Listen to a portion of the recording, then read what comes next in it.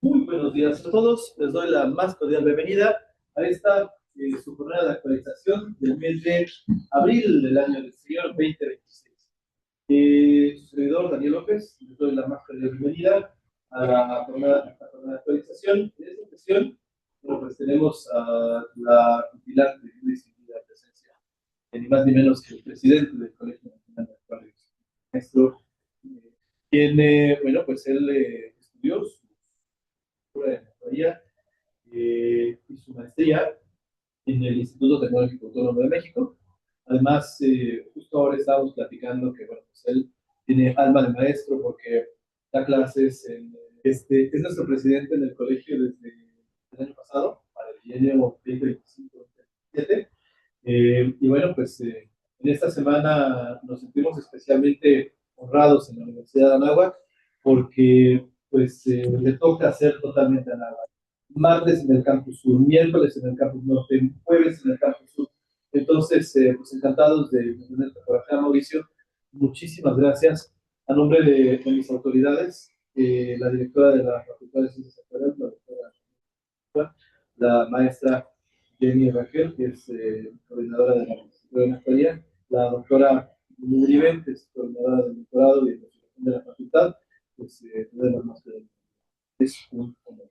No, Daniel, para mí es el honor, de verdad es un gusto estar aquí con ustedes. Y ayer lo decía allá en el Campus Sur que esta era la semana náhuatl, casual, la verdad no se acomodó, digo, estar toda la semana en la náhuatl, para mí es un placer y siempre compartir no solamente qué es el colegio, qué hacemos en el colegio, sino también un poco de cómo yo veo ciertos temas que están pasando actualmente, que están pasando en la actuaría, y un poco de repente a lo mejor puede sonar, bueno, antes de que empiece, porque ya me iba a arrancar en tercera, pues digo, quiero agradecerles mucho a ustedes siempre la invitación y la participación dentro del CONAC, y pues digo, no me resta también, digo que Daniel realmente es uno de los, pues, participantes, pues, que ya llevas muchos años en el colegio, y realmente digo, mucho de esto, gracias por la revista, porque la revista ahora es lo que es gracias a ti. Entonces, y vienen más sorpresas que ya estaremos platicando posteriormente. Entonces, muchas gracias, Daniel, y gracias por recibirme, ¿no? Y ahora, digo, y esto que les decía que son temas que a mí me gusta a veces platicarles, porque mucho de lo que yo me he enfocado en los últimos años y me ha gustado estar trabajando es en cómo tomamos decisiones, en cómo como ser humano toma decisiones, y que a veces nos damos cuenta que cuando estudiamos economía o la misma actuaría, hacemos muchos supuestos para poder, obviamente, aplicarlos a nuestros modelos y explicar la realidad o tratar de explicar la realidad, ¿no? Pero en la actualidad el mundo está cambiando constantemente.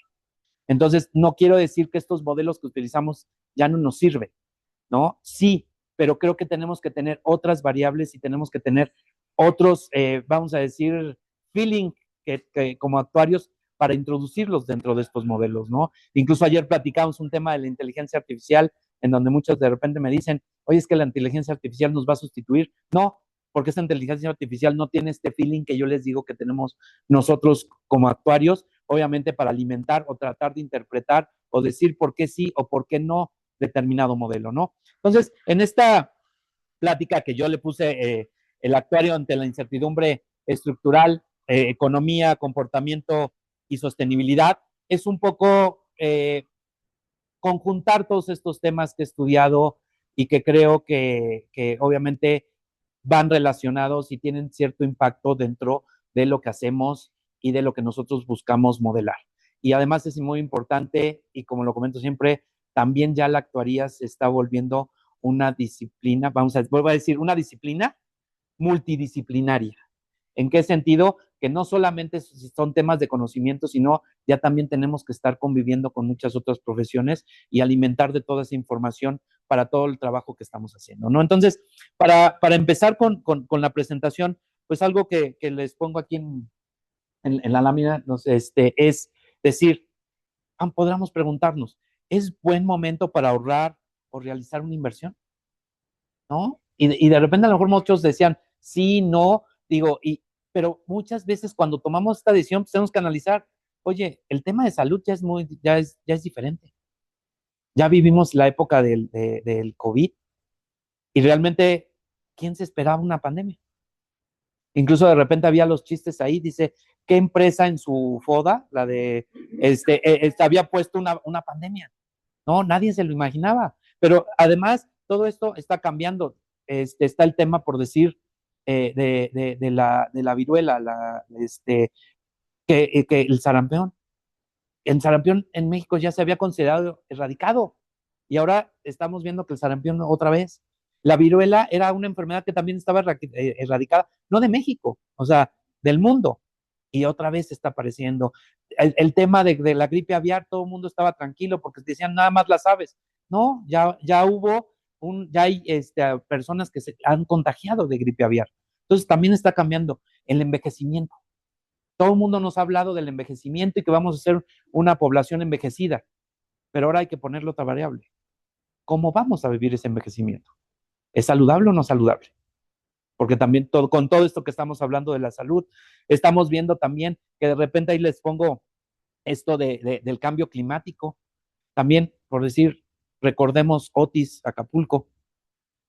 Digo, hubo ahí dos cosas. Gente de Acapulco dijeron, es que aquí nunca van a entrar, somos bahía, nunca va a entrar el huracán. Y además, en menos de una hora se convirtió en categoría 5 y entró. También ya cambió. Y después dijeron, oh, bueno, ya, ok, vamos a recuperarnos, vamos a hacer esto. ¿Quién iba a decir que el siguiente año iba a haber otro y también impactando a Acapulco? Incluso en algún momento ya se ha estado hablando de estas categorías de los huracanes 1, 2, 3, 4, 5, que ya tienen que aumentarla porque ya están llegando con más fuerza. Entonces, está habiendo muchos cambios. Tenemos ahí, les pongo un poco algunas, simulando las tasas de interés, simulando la inflación. Digo, ahorita estamos en medio de conflictos bélicos, pero si se dan cuenta, sí tenemos el conflicto bélico, pero ya también es comercial, ¿no? O sea, ¿quién iba a decir que en el Golfo Pérsico ese estrecho fuera ahorita tan importante? Y los precios del petróleo está subiendo y por ende el precio de la gasolina y después va a empezar a subir mucho más. No sé si han oído ahorita las noticias, ya hay 2 aerolíneas que han suspendido vuelos porque ya no les alcanza para cargar turbocina por los precios. Entonces, estamos en un mundo en decir, oye, ¿ahorramos? ¿No ahorramos?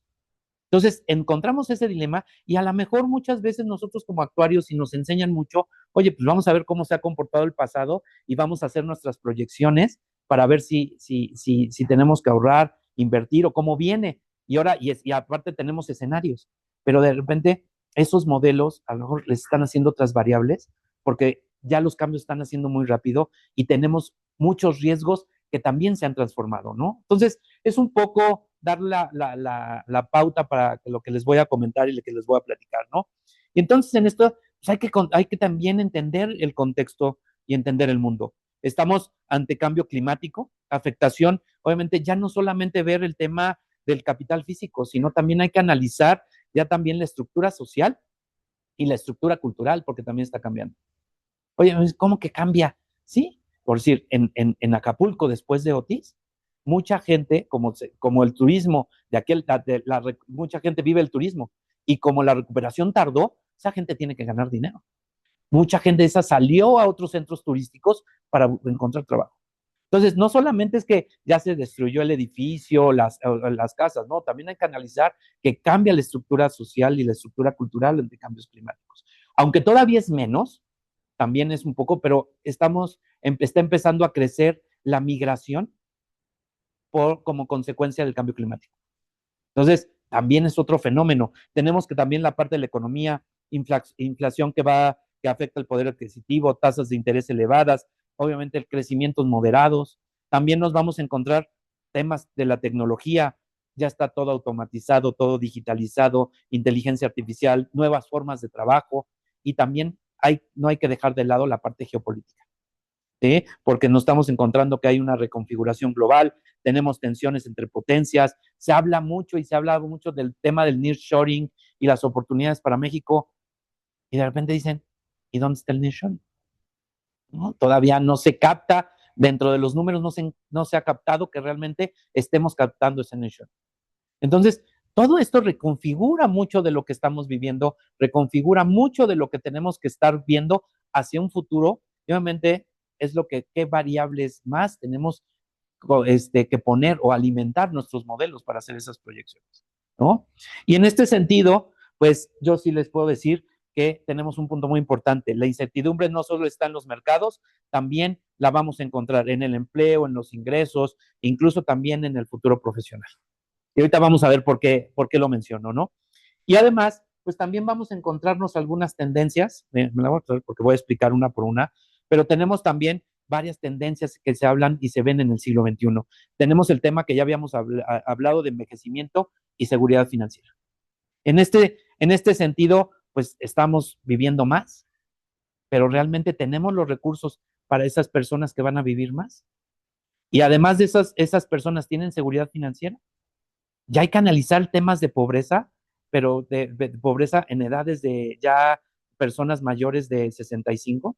No crean que muchos de las personas que están en las tiendas de autoservicio empacando, no crean que es porque dicen, ay, no tengo nada que hacer, voy a ver, voy a empacar. No, es porque realmente a veces ya las pensiones no están alcanzando, ya se está reconfigurando y hay muchas discusiones en muchos países, es aumentamos la edad de jubilación, pero eso después te acarrea también problemas sociales.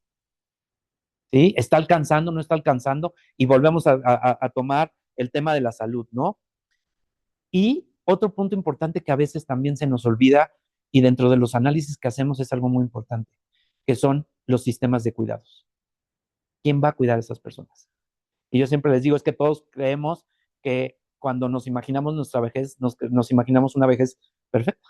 Voy a llegar saludable, voy a tener una buena pensión, voy a poder llevar un buen nivel de vida y después, pues vemos que a lo mejor no es posible.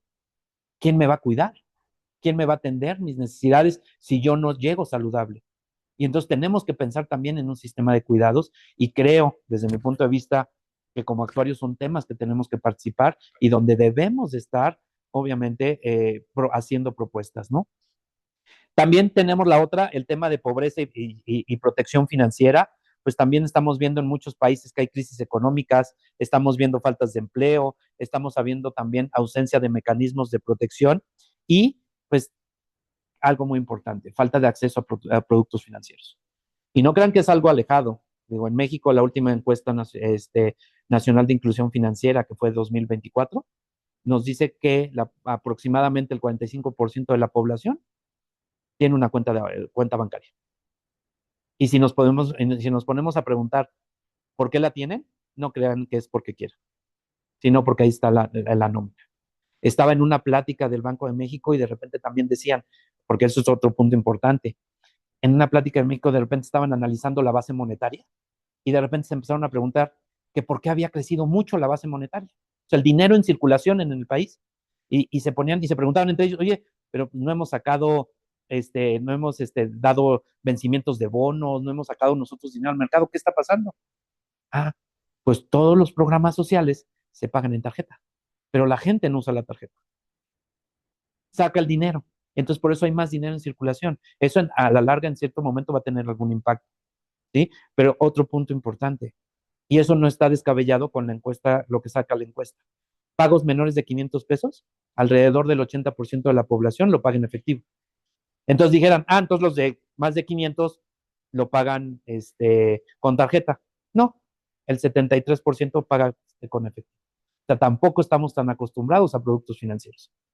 ¿Vale? Y bueno, ya han oído todo el tema de seguros, estamos el tema también de las afores, ¿no? Digo, si nosotros analizamos la información de empleo, nos vamos a encontrar que de la población ocupada el 54% está en la informalidad. ¿Qué quiere decir? Esos no tienen acceso a seguridad social. Por lo tanto, no van a tener acceso a una pensión. Entonces, si se dan cuenta de estos temas que estamos hablando, ya cuántas disciplinas les he mencionado, y yo creo que todas de esas tenemos que estar, obviamente, analizando, tratando, y que por algo, muchas de las materias que ustedes llevan, no crean que nomás están ahí por molestar, o las que estudiamos nosotros como actores, no, tienen una razón de ser. para muchos análisis que tenemos que hacer. Otro tema importante, pues ya les hablé, el cambio climático, gestión de riesgos, pérdidas económicas en sectores agrícolas, industriales, turísticos, gobiernos con dificultades para financiar la reconstrucción, también tenemos desplazamiento de comunidades vulnerables, y eso que nos genera, también nos va a llegar a generar pobreza y desigualdades. Eso también va a ser una afectación que vamos a tener. También tenemos, como ya les dije, desigualdad y acceso a la protección. Obviamente mayores tasas de pobreza, ¿sí? Menor resiliencia ante crisis, dificultad para acceder a financiamientos, exclusión financiera que limita el desarrollo de ciertos sectores económicos. Y a ver, ojo, no crean que vengo aquí de catastrofista y a deprimirlos, no. Son cosas que en algún momento pueden pasar si no las atendemos, ¿vale? Y en donde tenemos que trabajar y donde tenemos que hacer, obviamente, propuestas ahora sí que desde nuestra trinchera, ¿vale? Y obviamente también tenemos un tema de movilidad social y protección del ingreso. Y que es algo aquí, es que están saliendo también nuevas formas de empleo. Y entonces aquí también le hablan a algo que ha salido mucho que le llaman gig economy, que es realmente son todos los que trabajan para plataformas, como el Uber, Airbnb o cosas así, que dicen, oye, son nuevas formas de trabajo. Hay gente que deja sus trabajos y se dedica a eso.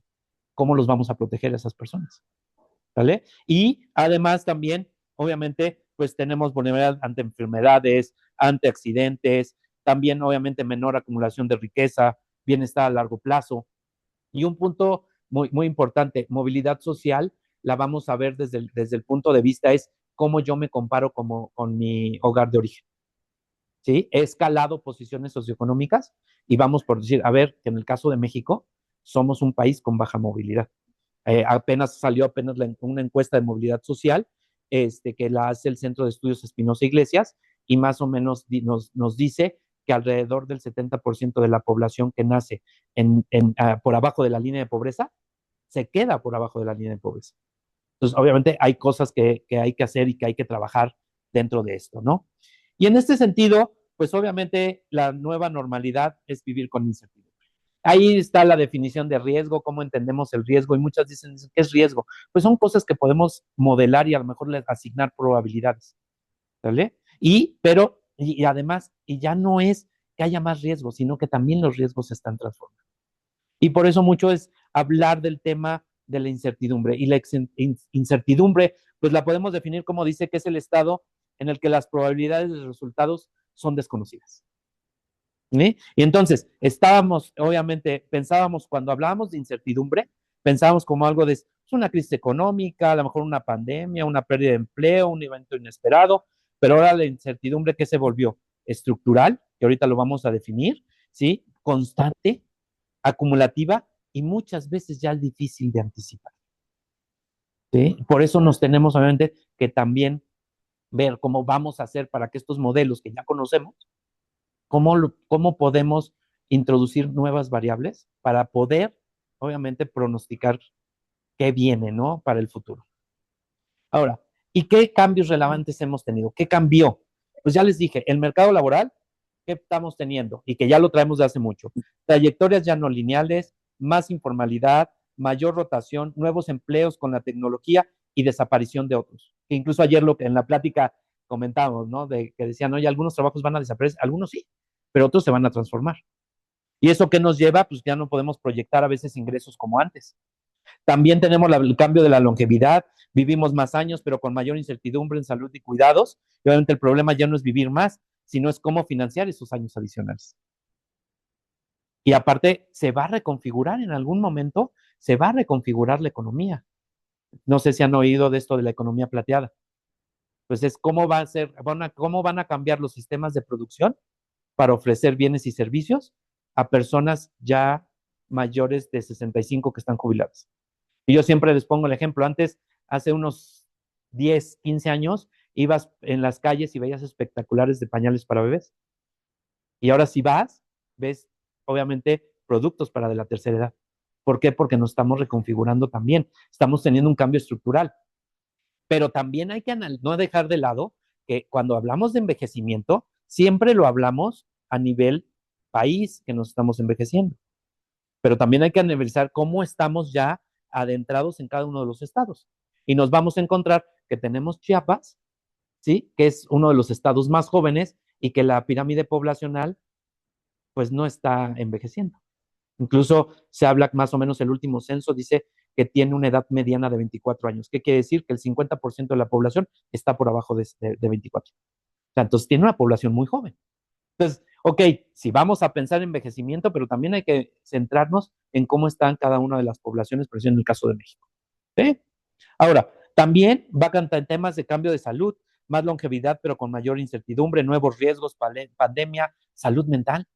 Incluso se hablaba a principios de siglo que la enfermedad del siglo era la depresión, que es un tema que también obviamente está afectando y tenemos también mayor presión sobre sistemas de salud. Y eso que dice ya no solo es cómo vivimos, sino en qué condiciones y a qué costo. Otro punto también, cambió el riesgo, riesgos más complejos, interconectados, a veces difícilmente anticipados y pasamos de riesgo a una incertidumbre profunda, cambio en la tecnología, nuevas oportunidades, nuevos riesgos, cambios en ingresos, habilidades y lo que es lo que era, lo que hoy es valioso, mañana puede no ser. Y aparte que estamos cambiando así, rapidísimo, ¿no? Y se van enfrentando nuevos riesgos. Oye, me pueden decir, oye, en la tecnología, ¿cómo qué nuevos riesgos o qué está pasando con eso? Simplemente algo muy sencillo, los drones, ¿no? Los drones muchos los pueden usar, por decir, para siniestros, ¿no? Pero también hay que ver que los drones también ya necesitan seguros. ¿Perdón? También los coches autónomos, ¿no? También, oye, ahí cambia el riesgo. Incluso también platicamos, ya hay operaciones que se hacen a distancia. El paciente está en una ciudad y el doctor está en otra.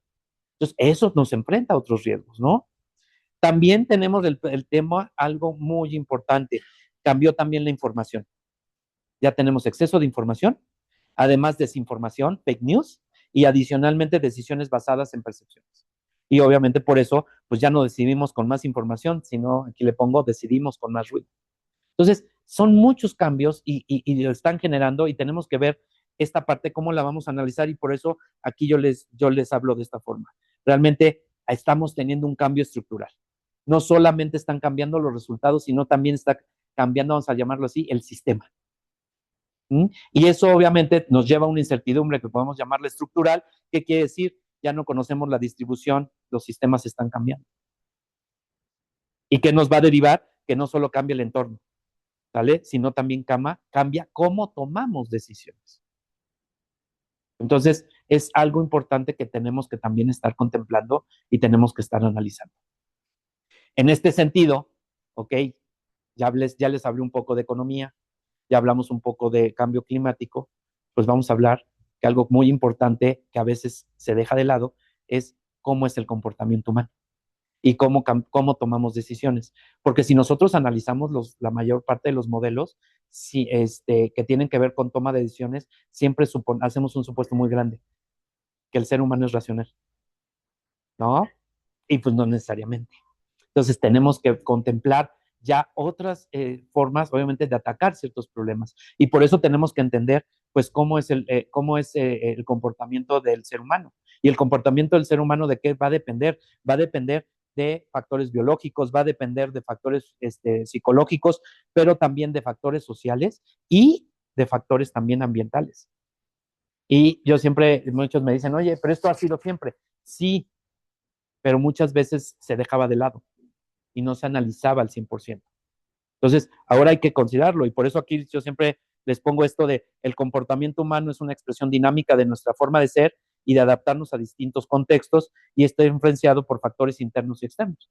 Y yo siempre cuando les digo del comportamiento, porque también tenemos un comportamiento adaptativo, es siempre les pregunto cuando los que tengan hijos, que los llaman de la escuela y le empieza a decir la maestra, es que su hijo hizo esto, esto y esto. La primera respuesta de muchos papás dicen, pero en mi casa no es así. Es un vivo ejemplo de que nos adaptamos a los contextos en donde vivimos. ¿Sale? Y en este sentido, pues tenemos que ver que la toma de decisiones va a ser una parte esencial de cómo es el comportamiento del consumidor y obviamente también cómo evalúa y elige los productos. Yo aquí en esta presentación les pongo más o menos un procesito en teoría de qué hacemos cuando tomamos una decisión, que es identificar un problema, ¿sí? También, obviamente, es búsqueda de información.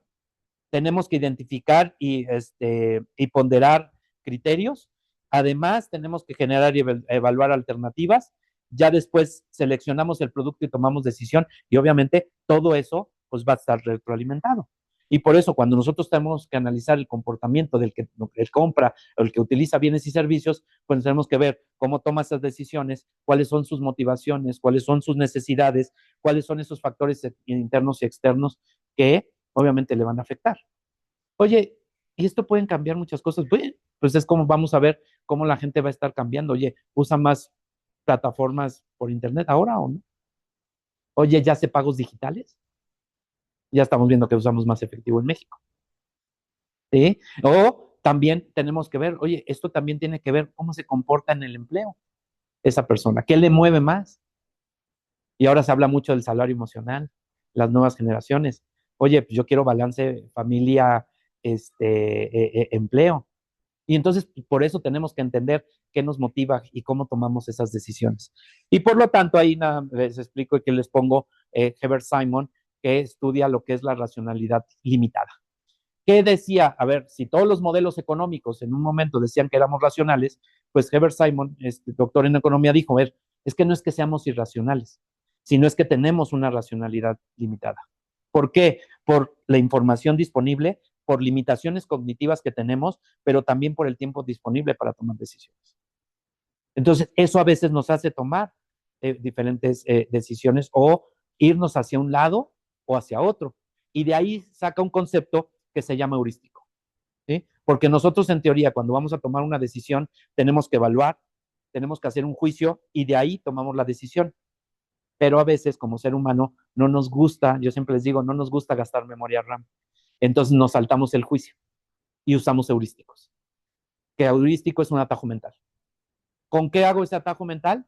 Pues lo voy a hacer, obviamente, con información que yo tenga de otras experiencias, percepciones o incluso hasta de lo que me lleguen a decir.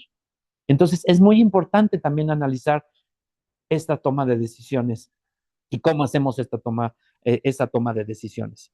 Y por lo tanto, además, también, derivado de esta teoría de Herbert Simon, llegan dos doctores en psicología, que es Amos Tversky y Daniel Kahneman, incluso Daniel Kahneman, también premio Nobel de Economía, siendo psicólogo, estudia ese toma de decisiones y estos heurísticos y dice que nosotros, todo el ser humano, tenemos dos sistemas de pensamiento.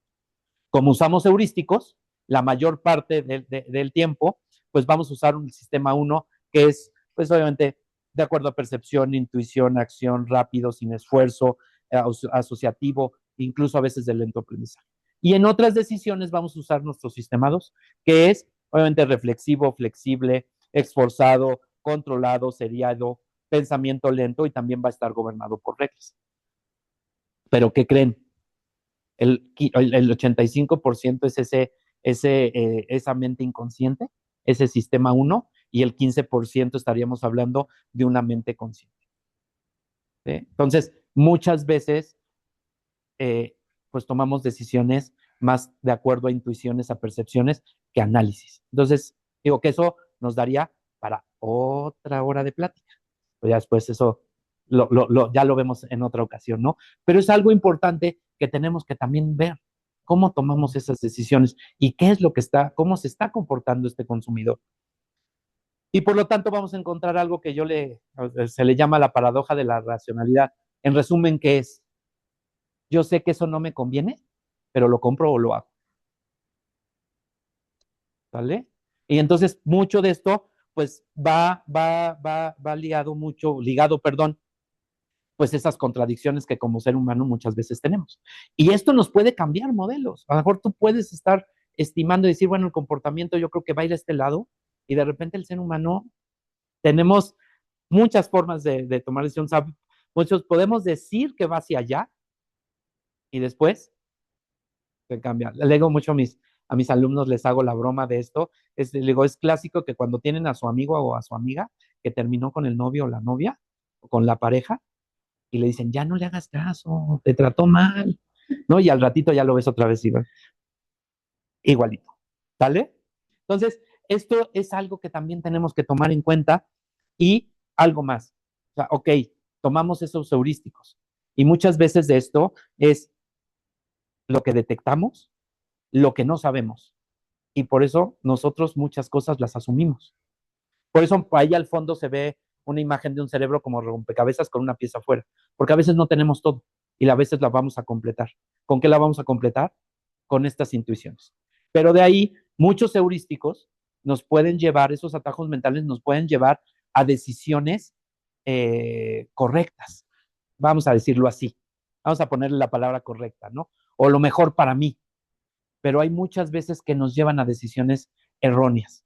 Y cuando eso se repite mucho, vamos a encontrar lo que llamamos sesgos cognitivos. Y esos sesgos cognitivos que vamos a tener, todos los tenemos, unos más que otros, y a veces hasta los combinamos, ¿no? Y en este sentido, pues, ¿qué sesgos tenemos?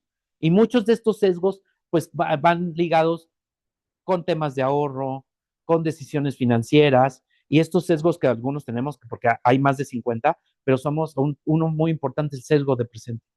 Queremos cosas hoy, ¿sí? Incluso, bueno, también le llaman descuento hiperbólico, porque obviamente descuentas más cosas inmediatas que cosas que puedan estar en el futuro, ¿vale? Pero de repente también a veces como ser humano somos inconsistentes. ¿En qué sentido? Si yo llego ahorita con una persona y le digo, oye, te doy 1,000 pesos ahorita, o en año y medio 2,000, la persona va a decir, dámelos ahorita.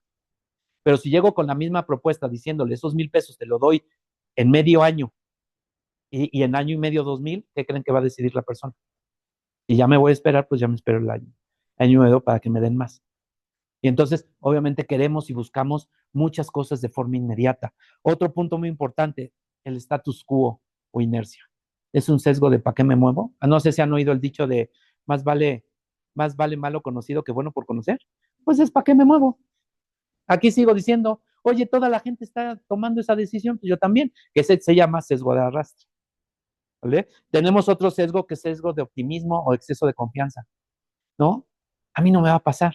Siempre les pongo el ejemplo, ¿no? De cuando dicen que llegan y dicen, oye, hay que comprar un seguro de auto.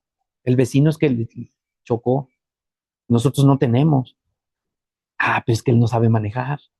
Yo sí sé, ¿no? Oye, es que el vecino se enfermó y tiene un seguro de gastos médicos y le ayudó. Hay que comprar uno. Ah, pero él porque no se cuida. Yo sí me cuido. A mí no me va a pasar. Entonces, de eso tenemos muchos sesgos, ¿no? Otro sesgo, que este es el aversión a las pérdidas. ¿Qué quiere decir esto? Nos duele más perder que la satisfacción de ganar. ¿Vale? Entonces, no sé, ahora los chavos usan mucho el famoso FOMO. Pues es ligado a esto, ¿no? Es no quedarme fuera de. Entonces, obviamente por eso hay veces que no se toman muchas decisiones. O cuando se toman, ¿qué creen que hacemos? Inflamos costos, porque si tú compraste algo así porque viste la oferta y alguien más te dice, oye, pero eso lo encontré más barato en tal lado, sí, pero esto tiene más. Y es que esto hace más cosas. Y es que el tuyo no sé qué. Entonces, obviamente también tendemos a justificar. Otra parte, visión del túnel. Ante el estrés, nos cerramos. Y pasó mucho ahora con Otis. Había gente que tenía seguros y ¿cuál era su necesidad de las personas? Levantar su casa. Y entonces llegaban muchos aprovechados, dicen, nosotros te ayudamos y todo, y por aquí ni les acordaban que a lo mejor tenían seguro, o que tenían un ahorro. Y pues a veces eso también se los hacían mal. Entonces son cosas también, y ya por último, normas sociales, ¿no? Aquí siempre les pongo el ejemplo, todos han visto el famoso patito que ahora se ponen aquí, muchos. ¿De dónde salió? ¿Quién sabe? Pero ahora anda por todos lados. Y hay que preguntarle a la gente, ¿por qué lo usa? Ni la misma gente sabe por qué lo usa. Se pone moda y todo el mundo ahora lo usa. Y ahora hasta las mascotas ya ve que se los ponen.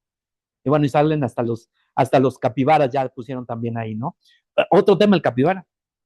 Todo el mundo, por un video falso, empezaron a salir, se pusieron de moda los capibaras, decían que eran animalitos muy buenos, muy dóciles, y no es cierto. Y todo por un video falso. ¿No? Pero bueno, entonces todo eso nos impacta, obviamente, en todo lo que estamos haciendo, todo lo que queremos hacer hacia un futuro. ¿Sí? Y otro tema, pues tenemos aquí, le pongo algo que le llamo yo la paradoja del ahorro. lo que quieres y lo que es posible, ¿no? Y aquí nos vamos a enfrentar con varias cosas.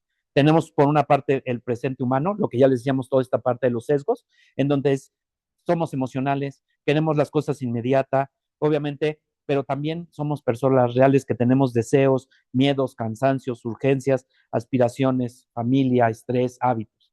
Y del otro lado también pues está el futuro tema financiero, porque ¿qué busca la parte financiera? La lógica, que es más técnica, la parte más actuarial de decir, oye, hay que ahorrar, hay que prevenir, la inversión, protégete.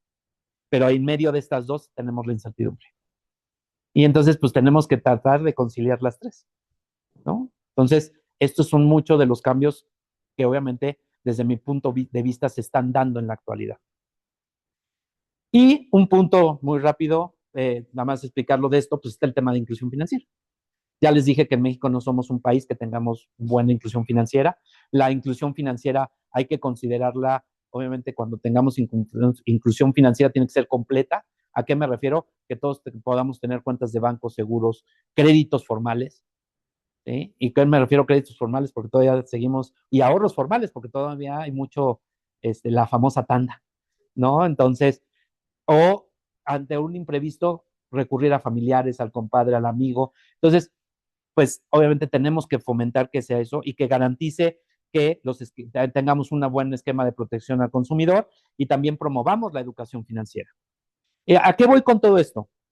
Ya sabemos que la inclusión financiera también nos va a ayudar pues a tener un mejor desarrollo económico, también a tener un mayor bienestar de la sociedad, porque ante imprevistos obviamente la gente va a tener alguna protección.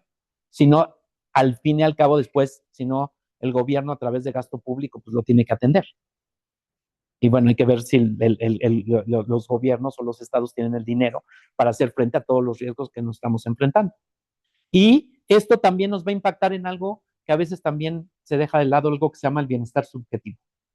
Porque, ¿y cómo se mide? Porque no, aunque no crean, el bienestar subjetivo ya se mide y se mide a través de la satisfacción de vida. Y pues, se ha visto con encuestas que pues, obviamente si no tienes una buena salud financiera vas a vivir con estrés y vas a vivir con cierta insatisfacción y hay que trabajarlo. Y no sé si últimamente han visto mucho en redes sociales que hay una encuesta la encuesta mundial de la felicidad. ¿Sí? Pues es una encuesta que mide el bienestar subjetivo con una base estadística y tiene obviamente cuáles son el cuestionario, cómo lo contestan y cómo se analiza. Y en México ya se ha hecho encuestas de bienestar subjetivo. Nosotros andamos en satisfacción de vida entre 0 y 10 en 8, los mexicanos. Entonces, no estamos tan insatisfechos con la vida, ¿no? Y pues hay que ver que la inclusión financiera pues también nos va a ayudar a ser resilientes. ¿Por qué nos va a ayudar a ser resilientes? Porque obviamente la resiliencia hay que decir que muchas cuando hablan de la resiliencia es cuando ya te pasó algo y te levantas. No, la resiliencia también es desde antes. También hay que desde anticipar, desde adaptarse y obviamente también recuperarse. Y pues de cierta forma, algo que siempre yo también comento es que todo el mundo nos dice, si tuvieras cuentas de banco, si tuvieras seguros, te ayudan, los seguros son resilientes. Bueno, sí, pero enséñame a decir cómo soy resiliente, ¿no? Y esa parte de ser resiliente, ¿a dónde creen que nos va a llevar? Para ser resiliente tenemos que hacer cambios de comportamiento. Y para hacer cambios de comportamiento tenemos la economía conductual, que tiene herramientas que nos pueden ayudar a trabajar para ser más resiliente. Ayudar a la gente, porque el tema, obviamente, una parte sí es personal, pero ahí podemos hacer modelos, ¿sí? Donde podemos apoyar a la gente a tomar mejores decisiones a través de economía conductual. Entonces, obviamente que yo considero que son cosas que tenemos que trabajar y en donde nosotros como actuarios tenemos una gran participación al respecto. Y bueno, ahí pongo la resiliencia financiera y pues, ¿qué podemos hacer? Oye, pues, ya les dije, al principio, ¿se acuerdan que les pregunté si ahorramos o no? Bueno, entonces, ¿cómo ahorramos en tiempo de incertidumbre? Pues hay que ver un poco el tema, hablábamos de economía del comportamiento. Bueno, pues a lo mejor podemos hacerlo automático, si depende de tu voluntad, pues, obviamente no va a pasar. O sea, de que ya tengamos en automático a lo mejor 1 peso, 10 pesos, la parte de que pues empieza hoy, aunque sea poco, porque también no ahorramos porque de repente dicen, no, la situación no está bien. Es que ahorita no tengo, ¿no? Mañana, bueno, con las dietas, ¿no? El lunes, ¿no? Es similar, ¿no? También hay que reducir la fricción, hacerlo fácil, simple, constante. Porque de repente cuando hablamos también, por decir, de ahorro, aunque tenemos incertidumbre, todo, no, es que cómo voy a ahorrar las tasas, mi dinero. Bueno, pues tampoco, digo, si tienes, vamos a decir, 100,000 pesos, pues tampoco a lo mejor no te ahorres los 100,000 pesos, vamos poco a poco. No lo compliquemos. Primero estabilidad, luego rendimiento. Obviamente la parte de liquidez, fondo de emergencia, diseña nuestro entorno, no cambies la decisión, obviamente cambia tu contexto. Eso es algo muy importante que economía del comportamiento hace, ¿sí? Es cambiar contextos. Y eso obviamente nos ayuda a tomar mejores decisiones. Y si ya hablamos que estamos teniendo un cambio estructural porque el sistema está cambiando, estamos cambiando nuestro contexto. Entonces vamos a ver cómo trabajamos con ese nuevo contexto. Y por lo tanto, pues aquí les digo que es economía del comportamiento aplicado y pues ahorrar en incertidumbre no es encontrar la mejor inversión, sino es construir un sistema que te obligue a hacerlo. ¿Vale? Y pues para finalizar algunas reflexiones, pues nada, les pongo aquí, hoy no solo enfrentamos más incertidumbre, enfrentamos un tipo de destino, perdón, enfrentamos un tipo distinto de incertidumbre, no solo cambian los resultados, cambian las reglas del sistema, eso implica reconocer que no todo es probabilizable, o sea, no lo podemos encontrar con probabilidades y que nuestros modelos, aunque siguen siendo valiosos, tienen límites, ¿sí? Cuando el entorno se va transformando. A esto se suma que las decisiones se toman en un vacío racional, sino en contextos marcados por percepciones, sesgos y emociones. Y por eso el reto ya no solo es medir el riesgo, sino entender la incertidumbre y cómo decidimos dentro de ella. Y en ese contexto, la actuaría no pierde relevancia. Al contrario, la ganamos, porque cuando el mundo se vuelve más incierto, también crece la necesidad de interpretarlo y de tomar decisiones con mayor conciencia. Y ahí estamos como actuarios. Y por lo tanto, al final, pues los supuestos también hay que ver que no son neutros. ¿Sí? Son decisiones y toda decisión va a tener consecuencias, ¿no? Pues esto es un poco lo que les quería platicar. En resumen, un poco cómo yo veo el tema del trabajo del actuario en la incertidumbre, el tema de cómo el actuario puede aportar a otras disciplinas y que otro punto muy importante que les digo es, somos muy buenos en números, pero también hay más allá de los números, ¿no? Entonces, pues muchas gracias. Muchas gracias. La verdad, muy interesante y yo creo que la respuesta a la pregunta de tenemos que ahorrar, ahorrar siempre. Siempre, siempre. Y esto es algo que se les debe de quedar a los chicos porque nosotros empezamos a ahorrar para el retiro porque lo vemos cercano. Ustedes no ven el retiro cercano, pero hay que empezar a ahorrar ya. Y esa parte de, creo que la frase que mencionas de cómo buscar el sistema que me obligue a ahorrarlo sin que me dé cuenta, ese es el meollo del asunto. Creo que eso es lo mejor que podrían hacer a esta edad. Empiecen a hacer su fondo de retiro y le ponen 500 pesos al mes y les aseguro un buen retiro y no empezar mucho más tarde porque si no, no van a acabar. Entonces, pues gracias por la plática, muy interesante. Y en todo este panorama que dices de incertidumbre, pues está ahí caben todos los actuarios en todas las ramas, en todos los huequitos. Creo Totalmente. Que tenemos mucho que hacer. Entonces, pues muchas gracias por recordarnos esta parte. Chicos, a ustedes les viene, yo creo que, pues problemas diferentes, riesgos diferentes, un mundo totalmente diferente y muy acelerado, muy rápido todos esos cambios. Entonces, pues prepárense mucho para poder hacer frente a todo esto que nos platica. Sí, totalmente. Muchísimas gracias. No, un gusto, un gusto. Y digo, y tienes toda la razón, hay que empezar ya, ¿no? Hay que verlo. De repente, uno a veces como cuando es estudiante, porque es otro también, nuestras necesidades van cambiando, pero también hay que anticiparnos a esas necesidades viendo cómo está el panorama y creo que desde ahorita es momento para empezar con estos temas de ahorro. No les vaya a pasar como cuando yo empecé a trabajar. Yo empecé a trabajar en temas de consultoría actuarial, evaluaciones actuariales. Y yo me acuerdo que andaba vendiendo planes de pensiones a las empresas. Y yo también les decía, no, los planes personales de retiro y todo esto, ¿no? Y así, cuando empezaba a trabajar, ¿no? Y me acuerdo que un cliente un día me dice, oye, pues dime cuál tienes tú. Oye, ¿y en tu empresa tienen plan de pensiones? Y yo así de, ah, caray, pues ni he preguntado si tengo plan de pensiones y tampoco me he puesto a pensar que si tengo que tener un plan personal de retiro. Entonces, dices, hay veces que, como dicen, ¿no? En casa del herrero, asadón de palo. Entonces, creo que es algo que tenemos mucho que implementar y que mucho que hacer, ¿no? Sí, es por decir tal como los riesgos, ¿no? Yo ya estoy viendo que ya no veo. No me anticipé. Bien, para los jóvenes ahorita que van a salir a trabajar, justo eso. Pregunten si tienen un fondo de pensiones, si van a tener un ahorro para el retiro y algo que vale muchísimo la pena hoy por hoy y mientras el gobierno no nos cambie la jugada, es deducible. Entonces, los que ya están trabajando pueden hacer su plan personal de retiro, su PPR, deducible de impuestos, les ayuda a bajar el impuesto que tienen que pagar al final del año o que les van reteniendo. Entonces, ahorren ahorita y tiene ventajas fiscales, háganlo. Ustedes como actuarios deberían de ser los primeros inteligentes en aplicar este tipo de técnicas. Como decía, muchas veces no lo hacemos y vale la pena. Totalmente. Ustedes son los que tienen que empezar ya. Gracias, Lu. Muchas gracias, Mauricio. No, un gusto. Yo me doy cuenta sobre todo en las primeras partes de la charla que nos presenta nuestro presidente, dice, yo me doy cuenta de que sobre todo en las primeras partes de la charla, nos presenta un montón de herramientas técnicas, herramientas teóricas de las que nos enseñan a utilizar en la licenciatura. Por ejemplo, al principio nos platica de cómo uno de los riesgos importantes ahorita es que pues, vivimos con incertidumbre sobre la incertidumbre. De repente no nada más no sabemos cuáles son las probabilidades de transitar a este o a otro estado, sino que ni siquiera sabemos cuáles son los estados a los que nos podemos mover, ¿no? Lo que decía Mauricio de a ver quién en su foda tiene una COVID, ¿no?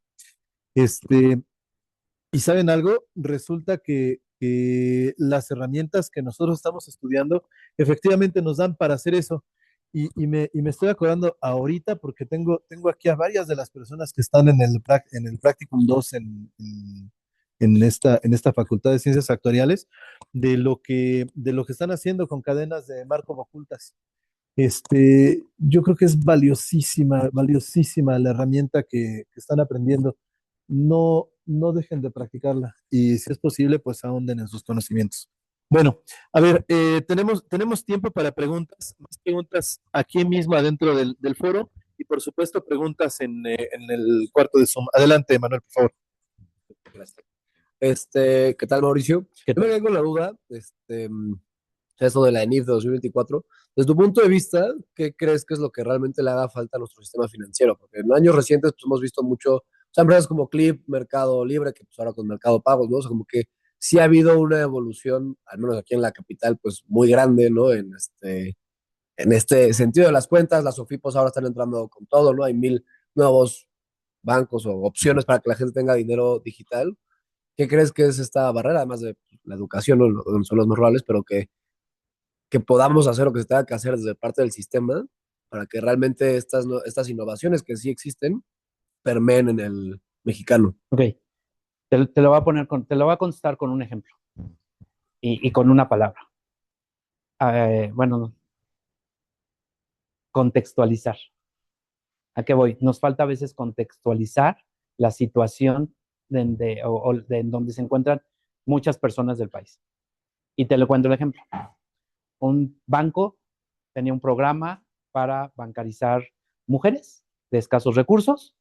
Va a una población en Chiapas con todos sus sistemas para bancarizar. En ese momento, ¿qué era lo que hacían muchos todavía los bancos hacen para hacer la bancarización? Pues para hacer tu cuenta te piden huella digital. Pero llegan ahí, entran a la comunidad y se regresan sin una cuenta abierta. ¿Por qué? Porque las mujeres de ahí todavía voltean tortillas a mano. Ya no tienen huellas. Entonces hay veces que no contextualizamos bien la situación, ¿no? En ese sentido. Y alguien ahí de repente me dicen que yo soy antitecnología. No, no soy antitecnología. Es buenísima la tecnología y nos ayuda, ¿sí? Pero muchas veces queremos usar la tecnología para facilitar los que ya están en el sistema. ¿Y qué pasa con los que están fuera del sistema? Primero los tenemos que convencer de la bondad de los productos, ¿sí? O que crean en esa cultura de ahorro o en esa cultura del seguro. Y ahí es donde a lo mejor tendríamos que ver cómo la tecnología nos ayuda para eso, ¿sí? Y te veo estadísticas. INEGI saca cada año su encuesta de uso de tecnologías e Internet. En México, el 80% de los hogares usa Internet. Pero tenemos un 20% que no. Pero si ya nos vamos profundizando por estados, nos encontramos con Chiapas, Guerrero, Oaxaca, que la población es el 60%. Uso de celular. Todo el mundo dice, no, todo el mundo usa celular. Sí, el 80% de la población en México usa celular. Vámonos a esos estados y están llegando a igual, 60%.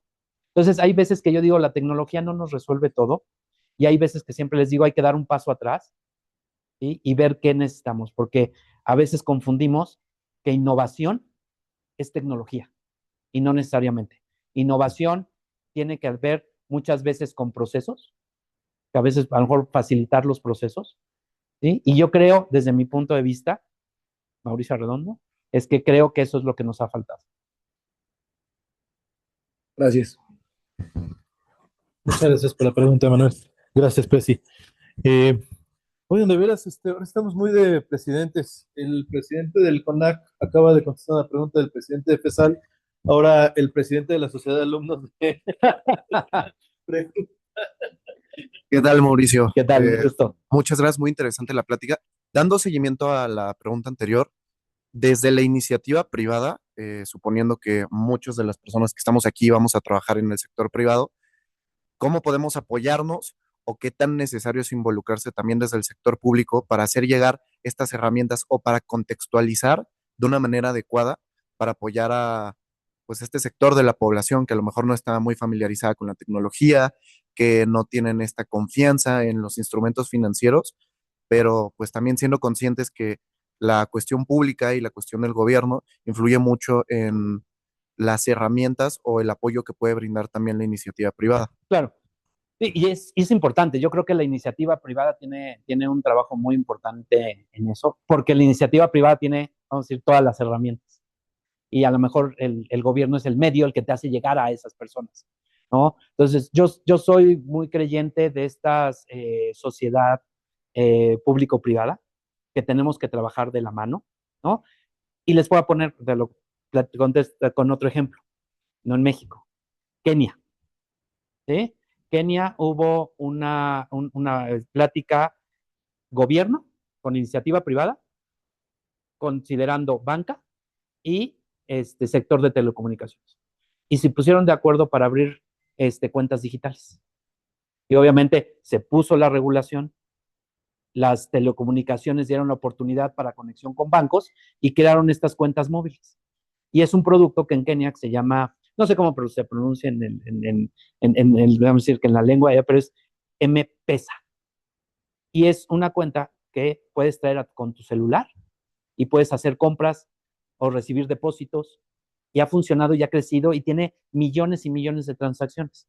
Y tú me vas a decir, oye, pero tú me estás diciendo que pues en muchos lugares no hay internet, pero no es con un celular inteligente, inteligente.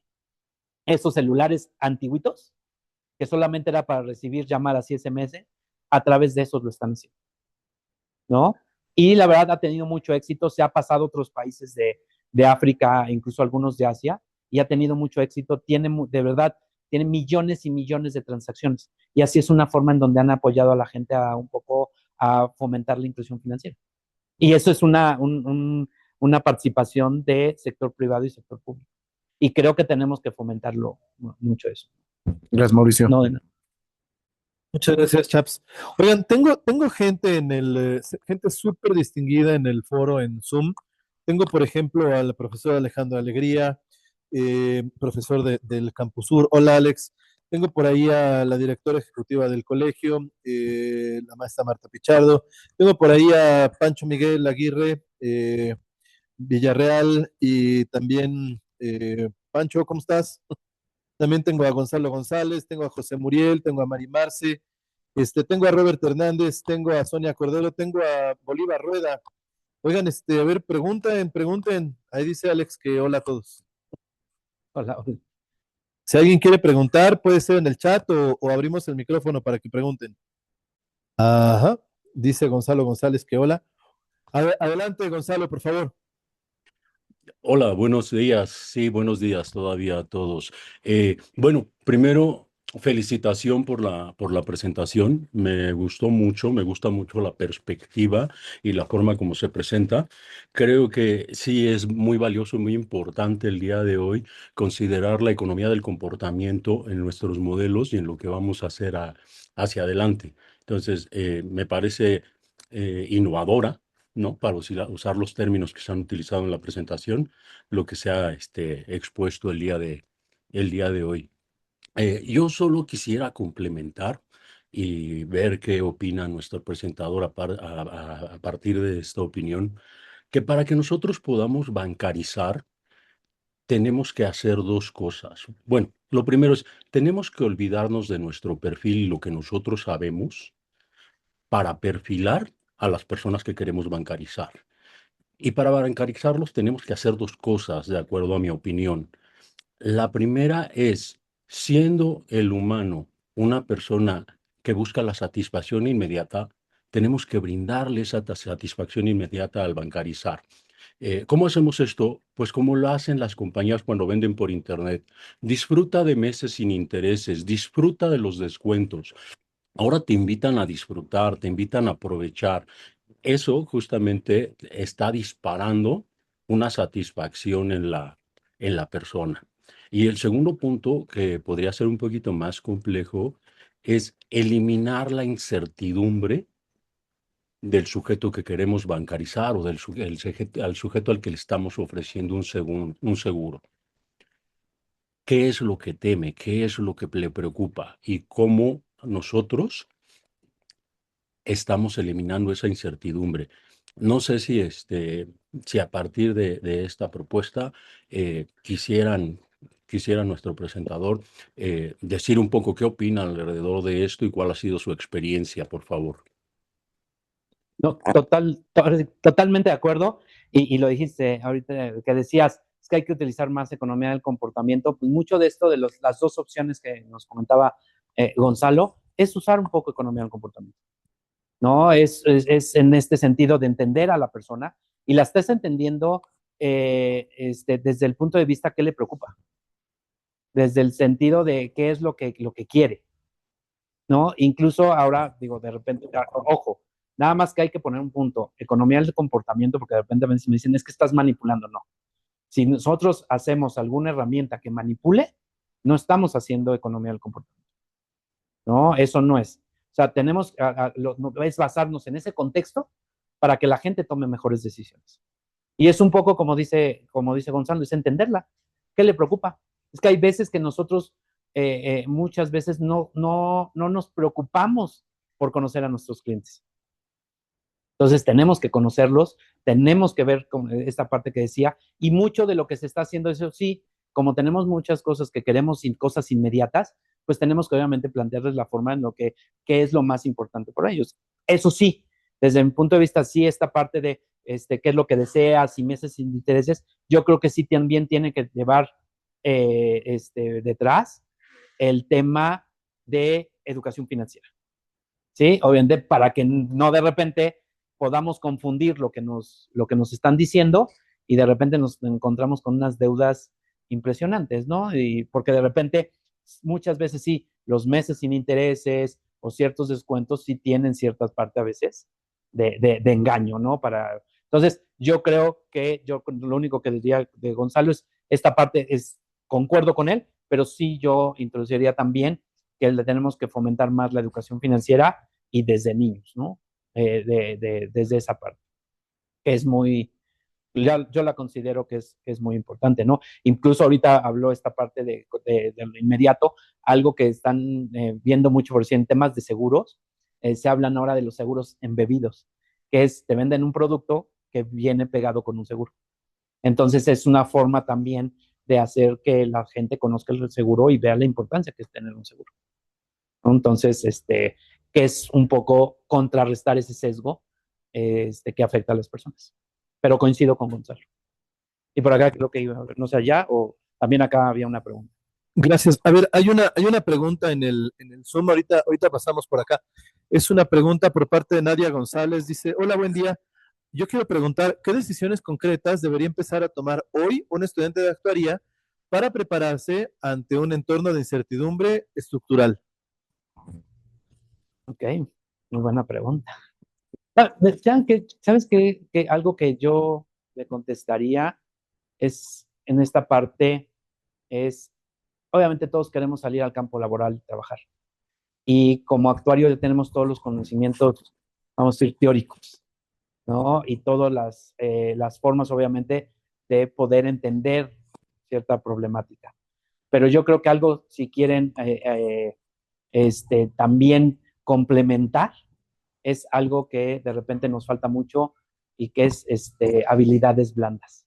Y que si lo vemos desde un tema de economía, tenemos que generar también capital humano y tenemos que generar nuestro capital humano. Entonces tenemos que prepararnos en temas de liderazgo, trabajo en equipo, presentación en público, e incluso a veces ventas, explicar resultados, ¿no? Porque de verdad a veces como actuarios nos cuesta explicar el resultado. Entonces yo creo que algo ahorita como estudiantes, para la parte profesional, es complementarlo con estas habilidades blandas y lo que ya comentaba Lulú, ¿no? Es en el tema, obviamente, financiero, pues es empezar a ahorrar. Desde ahorita ya se puede ahorrar. Y hay muchas formas de ahorrar, ¿no? Y ahorrar de forma segura, ¿no?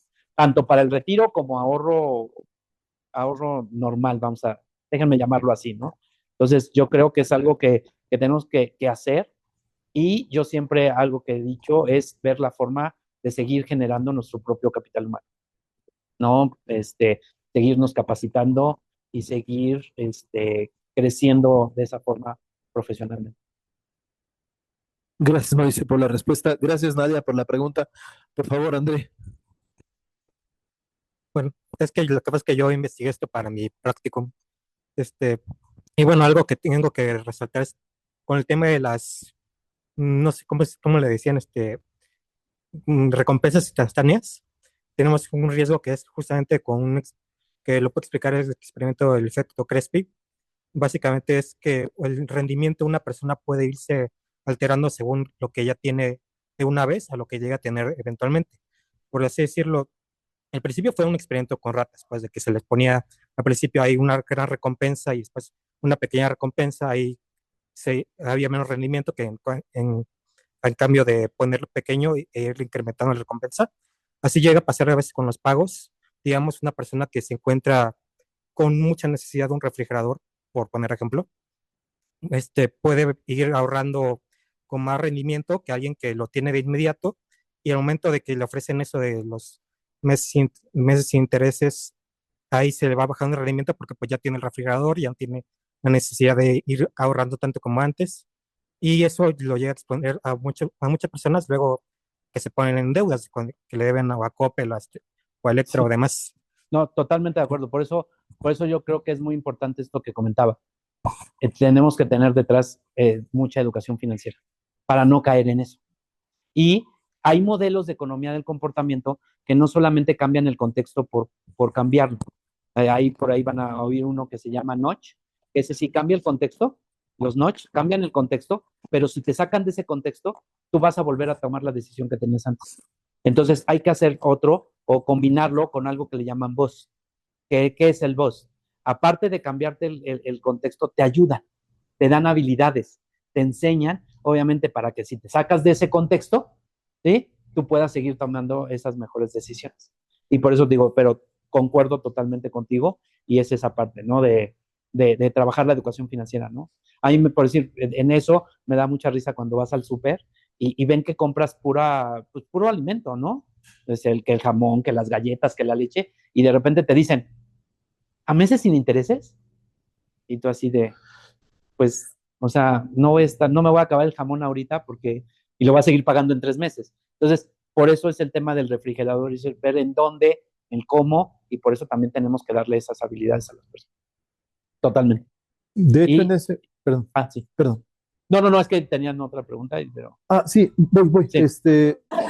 Es que precisamente parece que ese es el tema al que estamos convergiendo todo el mundo, porque fíjense, dice Bolívar Rueda en el cuarto de Zoom, y también es una pregunta que Mauricio mismo ya contestó, ¿no? Pero creo que es interesante leer la pregunta. Dice, la economía conductual debe ser un pilar para entender el entorno hoy en día. No obstante, fuera de la racionalidad del Homo economicus, debemos entender cómo funcionan, siendo seres que toman decisiones fuera de un óptimo. Esto por la presión de trastornos mentales, enfermedades como el estrés y la misma dinámica de aceleración de instrumentos de ahorro e inversión. Dice, eh, cómo creas la cultura de ahorro e inversión a la sociedad que vive bajo ansiedad constante y con un futuro incierto, incluso a corto plazo? ¿No podríamos generar otro tipo de acción? ¿Otro tipo de qué? ¿De acción? ¿De acción? Pues digo, realmente es que la gente está preocupada por su futuro, eso es lo que les está generando el estrés. Entonces, si nosotros les ayudamos con herramientas en donde les podamos decir, es que esto te va a ayudar a tu futuro, ¿sí? Y esto, para que baje el estrés, obviamente eso es lo que va a ayudar. Digo, por decir, hubo un tema, por decir, fue con SAR, la gente no ahorra para el retiro. Entonces, pero ¿qué pasa? Que hay muchas veces que empezaron a estudiar y ver las necesidades de la gente y de repente vieron que la gente no se ve o no se visualiza incluso ni a un año. Entonces, mucha gente no se visualiza cómo va a estar en la vejez. Y entonces empezaron a poner ahí pantallas en donde te ponían, así como ahora el cómo te verías en el futuro y cómo serías en el futuro. Y a mucha gente le empezó como a caer más el 20 en eso. En decir, caray, oye, pues nunca me imaginé que podría verme así, ¿no? Entonces, obviamente en ese tema sí hay que trabajar mucho con estas herramientas, que incluso ya en muchos países, esta economía del comportamiento ya lo están usando dentro de las políticas públicas.